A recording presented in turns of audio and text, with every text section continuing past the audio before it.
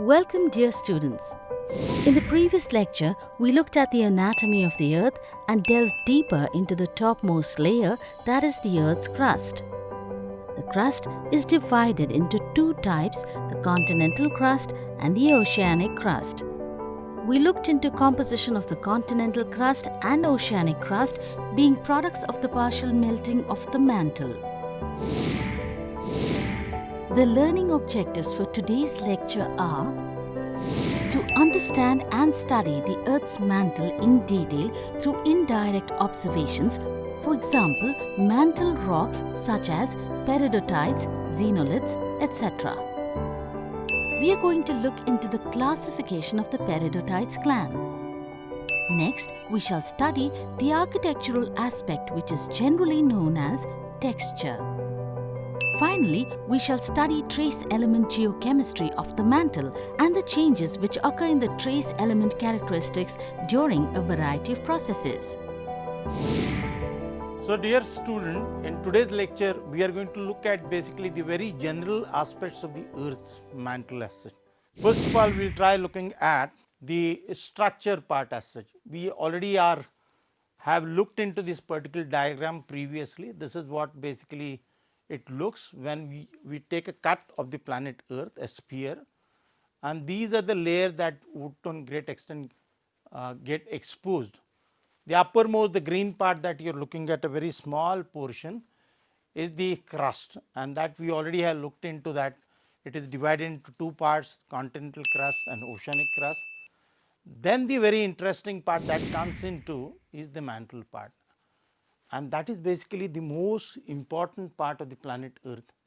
We all know, time and again I am speaking and telling you that Earth is a very dynamic planet. Look at the other dead planets like Mars, for example. It does not have a mantle, it does not have a crust, it does not have the core, everything to a great extent is solidified. Whereas over here you can see the mantle to a great extent is very hot. Hot in the sense, the 1 kilometer of distance that you travel from the surface downward, you generally find an increase in the temperature of the order of 35 degrees centigrade. So, kilometers you go down, accordingly there would be a continuous increase in the temperature. Similarly, the thickness of the overlying part is going to go on increasing, and that is going to put some pressure as such, and therefore, this is a very interesting part as such. Imagine it is a engine, or this particular engine is to run, and for that you require some fuel, and mantle is that particular part which produces the required fuel or the energy. And from that point of view, I would say this is very interesting portion of the mantle. If the mantle completely gets solidified, dear student, it would be a dead planet like Mars.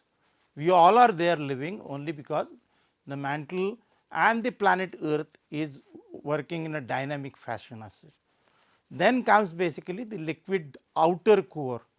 Again in the mantle part, I would say specifically the mantle is further get divided into two different parts, although it is not been shown over here, but there is a general division of the mantle into an upper mantle and a lower mantle. And this particular contrast basically is due to the density contrast. The density is different in the upper part, and the density obviously is going to be different in the lower part, and therefore, this particular division as such. And this particular division to a great extent is also a compositional divide, I would say. What do you mean by compositional divide? Is there any change in the mineralogy? No. There is a definite change in the chemistry as such, and therefore, there is a further division of the mantle into two types. I would call it as a sterile mantle, and I would call it as a fertile mantle. These are the two types. There are two other synonyms basically been used, depleted and enriched mantle. So, the depleted means basically all the ingredients that are required to form a magma, because mantle is the source material for production of any kind of volcanic activity or production of any magma. And for magma, to make that recipe, you require to have some ingredient, and those ingredients basically been supplied from the mantle part as such. So, once those been used out, squeezed out, what is remaining is a residual mantle, So, it has lost its capacity to produce any further magmatic activity or any further volcanic activity, and therefore, it is called as a sterile mantle. Whereas, the one which has still those ingredients and to an extent has the capacity to produce some more magmatic activity is called as a fertile mantle. And the synonyms, as I said, depleted with respect to those elements that are required for the formation of magma, and enriched mantle which has those elements which are required for the formation of igneous or volcanic rocks as such. So, this is what the twofold division of the mantle. Again, there are further chemical divisions, we will look into those great details further. Then comes obviously the core part, which is further divided into an inside sort of a solid core and outer core, which is to a great extent more or less liquid in nature.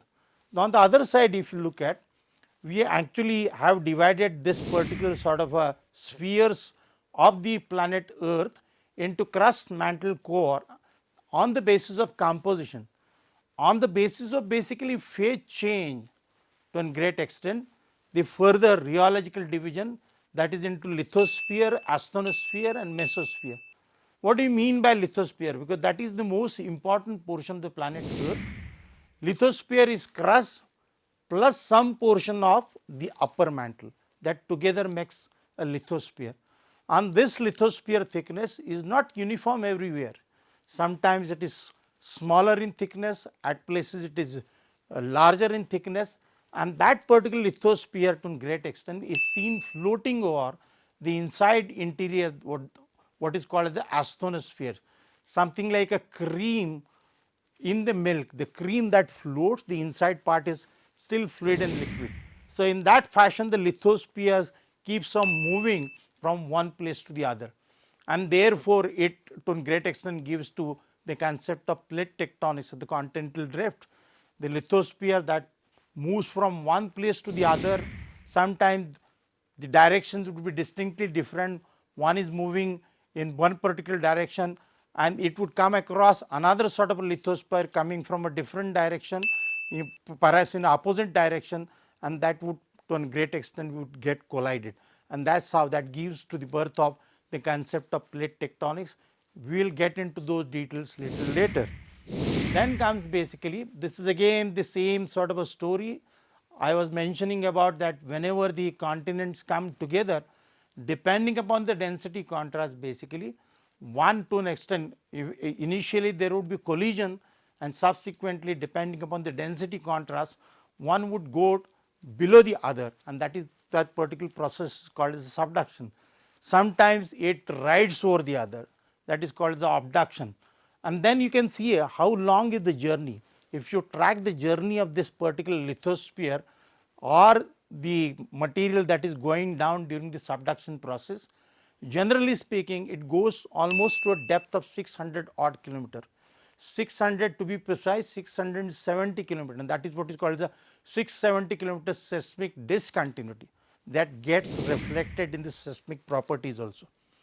Why only 670 kilometers? What happens beyond that? The answer could be perhaps the mantle down below at that particular depth is so dense that it does not allow further sinking of this particular slab, or else perhaps the temperature is so high that there is a complete melting of that portion takes place and the whole thing gets leveled off. Then we can see, in fact, there are different sort of a boundary conditions been defined. There is a Lehmann discontinuity, there is a core mantle boundary, and within the mantle, as I said, upper mantle, enriched mantle, depleted mantle, those boundaries are there. Then lithosphere, asthenosphere, lower mantle, outer core, these things we already have looked into. So, basically the main units of the earth structure include, first of all, the crust versus mantle. The crust is a product of mantle melting. So, entire crust that you see on the planet Earth, the outermost portion basically, has been derived through the process of partial melting. So, the igneous rock or the one which are generated out of volcanic activity are the most primary rock, and they keep on getting built up because of the partial melting process. Wherever there is volcanism happening, so obviously some more material would be added and so on and so forth. But remember one thing, the Earth's total surface area remains unchanged, and therefore, if there is an addition of material happening, then at the same time there has to be destruction also happening. So, subduction is the process that we have seen previously, wherein the entire thing which is formed newly eventually over a millions of years of time would eventually get subducted and would get destroyed as such. Then comes basically the next division that we looked at, lithosphere versus asthenosphere. While the lithosphere behaves as a rigid body over a geological time scale, the asthenosphere deforms in ductile fashion. So, these are the rheological properties that we are looking at. One is more or less a rigid body, so it gets fractured, it gets segmented and so on and so forth, but the one beneath that is actually more or less elastic in character or more ductile in fashion, and therefore, it to a great extent it gets deformed. There is no further breaking of this particular asthenospheric part as such. The lithosphere is fragmented into tectonic plates, that is what I was mentioning about the outermost portion, and these tectonic plates which move relative to one another. There are two types of lithosphere, the one that is seen on the ground and one basically that is seen on the ocean floor. Therefore, there is a further division, oceanic lithosphere and continental lithosphere. Then comes basically the upper mantle and the lower mantle. We have seen the mantle has been divided into two different types. The uppermost perhaps is less dense kind of a mantle, which to a great extent actually attached to the crust, and that forms the lithosphere, and the beneath that basically you have the asthenosphere which form the upper mantle. The mesosphere extending between the 660 boundary and the outer core corresponds to the lower mantle, and this lower mantle to a great extent is the most enriched kind of mantle. So, it has a capacity to produce further volcanic activity, further magmatism, and basically that to a great extent gets added up to the outermost part, and that is what we call as a crust. And the crust obviously, if it is happening, the melting is happening on in the oceanic regime, it would produce oceanic crust. If it is in a continental side, obviously it would be a continental crust. Then there are some interesting basically things that we can observe. There is a region between 410 and 660 kilometer which is referred to as a transition zone. So, basically neither it is completely depleted nor it is completely enriched, somewhere in between, and that to a great extent get characterized in the seismic properties, basically the P and S wave velocities.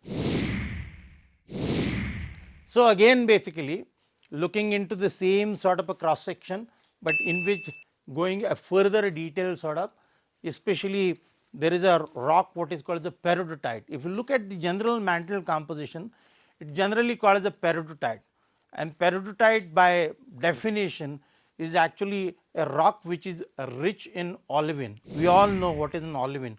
Olivine is basically a silicate to a great extent dominated by magnesium and generally have a very higher density, and therefore, most of the time whenever magmatism happens, whenever basically in a magmatic chamber, it is the first one to get crystallized and first one to get settled onto the floor of the magma chamber as such.